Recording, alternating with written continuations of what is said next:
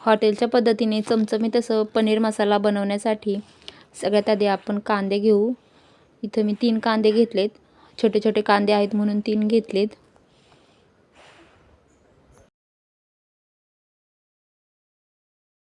कांदा आपल्याला पातळ चिरून घ्यायचा आहे, कारण कांदा आपल्याला परतून घ्यायचा आहे, म्हणून एकदम पातळ स्लाइसमध्ये चिरून घ्यायचा आहे कांदा.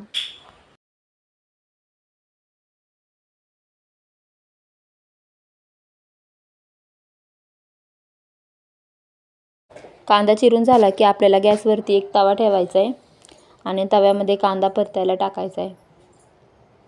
तव्यामध्ये कांदा पटकन लाल होतो, म्हणून इथं मी तव्यामध्येच कांदा परतायला टाकते आहे.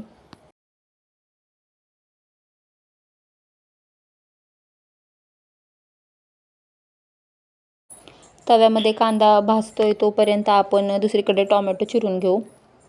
इथं एवढे टोमॅटो घेतलेत मी. सगळे घ्यायचेत आपल्याला. कांद्यापेक्षा टोमॅटोचं प्रमाण जास्त पाहिजे पनीरच्या भाजीमध्ये, कारण त्याची चव छान येते, आंबूसपणा येतो टोमॅटोमुळे. तरी जास्त पिकलेले टोमॅटो मला नाही भेटले. तुमच्याकडे जर जास्त पिकलेले लालसर टोमॅटो असतील तर तुम्ही तेच घ्या, कारण त्याची चव भाजीला एकदम छान येते. इथं माझ्याकडे जास्त पिकलेले नव्हते म्हणून मी आहे तसेच घेतलेत. कांदा आपला लालसर रंगावरती आलेला आहे, तर आता आपण त्यामध्ये टोमॅटो टाकून घेऊ आणि टोमॅटोसुद्धा छानपैकी मिक्स करून घेऊ, भाजून घेऊ. तव्यामध्ये पटकन मसाला भाजला जातो म्हणून इथं मी तव्यामध्ये भाजून घेते आहे. कढईमध्ये वेळ लागतो.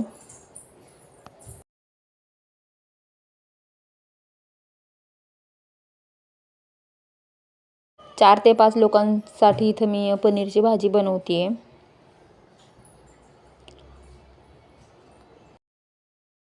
चार ते 5 लोकांसाठीचं हे परफेक्ट प्रमाण आहे.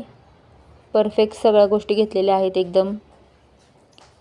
तुम्ही पण असं एकदम सगळ्या गोष्टी परफेक्ट प्रमाणामध्येच घ्या, म्हणजे भाजी बिघडत नाही. कांदा टोमॅटो आता थोडा भाजला गेला आहे, तर आपण त्यामध्ये लसूण टाकून घेऊ. 3 ते 4 हिरव्या मिरच्या, 2 ते 3 इंच आल्याचे तुकडे सगळं टाकून घेऊ आणि एकदा मिक्स करून घेऊ. मसाला छान भाजला गेला की मगच भाजीला चव छान येते. त्यामुळे कोणतीही भाजी बनवायची असेल तर मसाला त्याचा छान झाला पाहिजे. कांदा टोमॅटो मस्त भाजला गेला पाहिजे, कारण की त्या कांदा टोमॅटोच्या भाजण्यावरतीच भाजीची चव ठरते, भाजीचा रंग ठरतो. कांदा टोमॅटोचा थोडासा रंग बदलायला लागला की मग आपण त्यामध्ये कोथिंबीर टाकून घेऊ.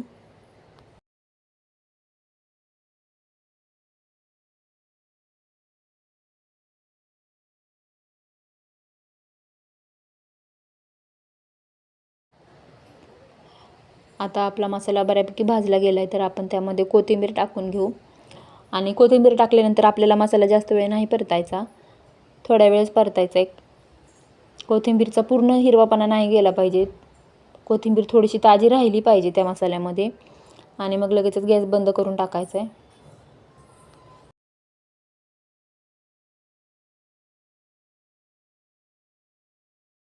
कोथिंबीर कांदा टोमॅटोच्या मसाल्यामध्ये टाकल्यानंतर आपल्याला 2 मिनिटामध्ये गॅस बंद करायचा आहे. 2 मिनिटांपेक्षा जास्त वेळ नाही भाजायची कोथिंबीर आपल्याला.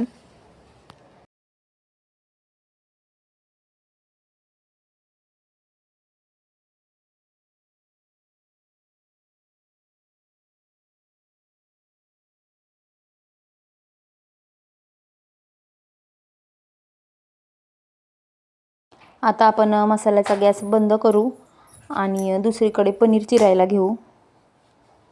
पनीर फ्राय होईपर्यंत कांदा टोमॅटोचा मसाला थंड होईल.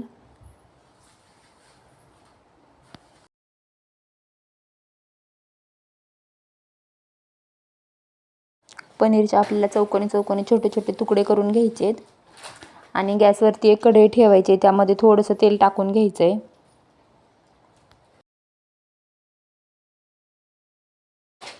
तेल गरम झालं की मग आपल्याला पनीर टाकायचं आहे चिरलेलं.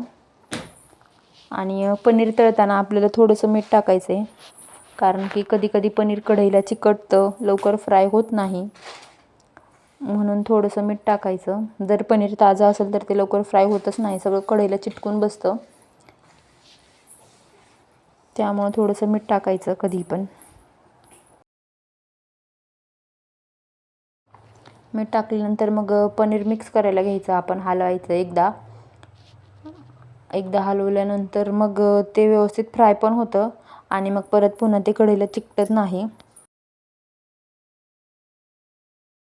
पनीर तुम्ही तुमच्या आवडीनुसार तळू शकता. 2 ते 3 मिनिटांपेक्षा जास्त पनीर नाही तळायचं. 2 ते 3 मिनिटांमध्ये छानपैकी सोनेरी पण होतं. पण इथं मला जरा लालसर पनीर हवं होतं, सोनेरी रंगावरती आलेलं, म्हणून मी त्याला जास्त तळून घेतलंय. पनीर तळून झालंय आता आपलं. आपण एका ते प्लेटमध्ये काढून घेऊ.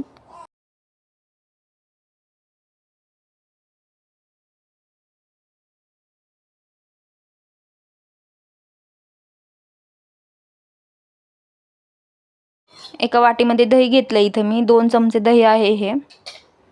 आणि त्यामध्ये पाव चमचा हळद, 2 चमचे घरचा लाल मसाला, अर्धा चमचा मिरची पावडर, अर्धा चमचा कांदा लसूण मसाला आणि अर्धा चमचा किचन किंग मसाला.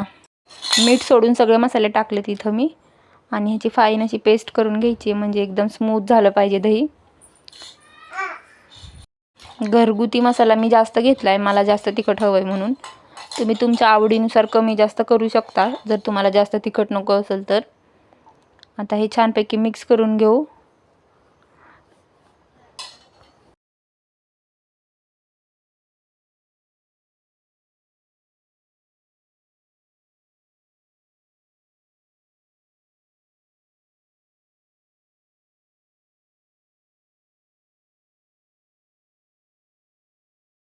ज्या कढईमध्ये आपण पनीर तळले त्याच कढईमध्ये आपल्याला भाजी बनवायची आहे.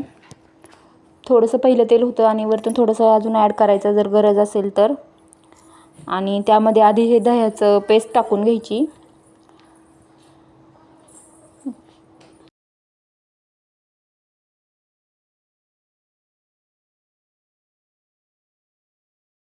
दह्याची पेस्ट तेलामध्ये छान फ्राय करून घ्यायची.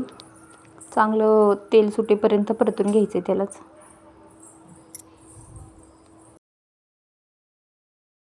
नंतर दही छान तेलामध्ये मिक्स झालं, काळपट रंगावरती आलं की मग त्यामध्ये आपल्याला कांदा टोमॅटोचं वाटलेलं वाटण टाकायचं आहे. दही कधीही कोणत्याही भाजीमध्ये टाकलं की त्याला थोडंसं काळपट रंगावरती येऊ द्यायचं, कारण त्याने भाजीला रंग छान येतो. तेलामध्ये लगेच टाकल्या त्याचा रंग वेगळा असतो आणि परतून तेल सुटल्यानंतर मग त्याचा रंग वेगळा येतो.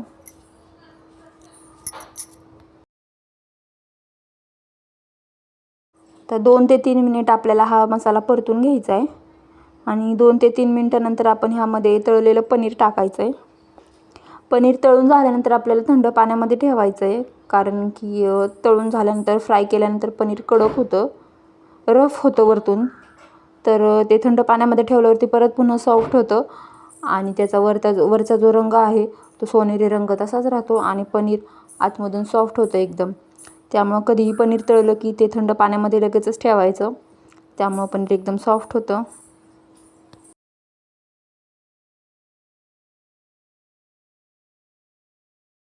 आता आपण भाजीमध्ये थोडंसं मीठ टाकून घेऊ, कारण की पहिलं पण आपण मीठ टाकलं होतं, त्याच अंदाजानं आपल्याला इथं मीठ टाकायचं आहे. मीठ टाकल्यानंतर छानपैकी मिक्स करून घेऊ आणि 2 मिनिट बारीक गॅसवरती मसाला परतण्यासाठी ठेवून देऊ.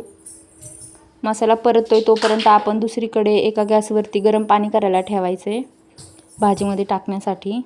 गरम म्हणजे फक्त कोमट पाणी. पाणी कोमट झालेलं आहे आता आपलं, तर आपण ते भाजीमध्ये टाकून घेऊ आणि छान असं मिक्स करून घेऊ. जर तुम्हाला जास्त पातळ भाजी हवी असेल, ग्रेव्ही जशी हवी आहे तशा हिशोबाने तुम्ही पाणी टाकू शकता, पण मी जास्त पातळ नाही ठेवणार, घट्टच हवी आहे भाजी. ग्रेव्हीमध्ये भातासोबत आणि चपातीसोबतसुद्धा खाता आली पाहिजे, अशा पद्धतीने भाजी बनवायची आहे. जिरा राईससोबत खाता आली पाहिजे ही भाजी. थोडंसं अजून पाणी ॲड करते इथं मी मिक्सरचं भांडं धुवून, म्हणजे त्यामध्ये जर का काही मसाला उरलेला असेल तर तो पण भाजीमध्ये ॲड होईल. आता 10 मिनिट आपण भाजी छानपैकी शिजू देऊ. 10 मिनिटामध्ये छानपैकी भाजीला तेल सुटेल कडेने. ही भाजी तुम्ही चपातीसोबत किंवा जिरा राईससोबत खाऊ शकता. बटर रोटीसोबतसुद्धा छान लागते आणि बटर रोटीची रेसिपीसुद्धा आहे माझ्या चॅनलवरती. 10 मिनिट झालेले आहेत. आपली भाजी एकदम छान शिजली गेलेली आहे. परफेक्ट थिकनेस आलेला आहे. एकदम पातळ नाही, घट्ट नाही आणि तेल पण छानपैकी सुटलेलं आहे. तुम्हीसुद्धा अशाच पद्धतीने बनवून बघा. रेसिपी आवडल्यास लाईक करा, शेअर करा. Thanks for watching.